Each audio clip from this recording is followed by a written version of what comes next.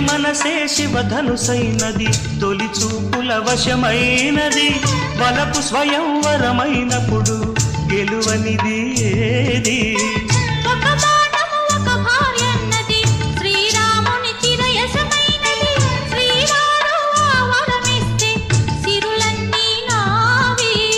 తొలి చుక్కవు నీవే చుక్కానివి నీవే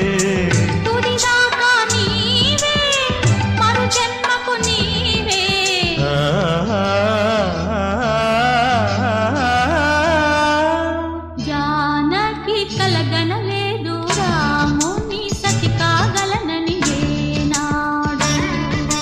రాముడు అనుకోలేదు జానకి పతి కాగలనని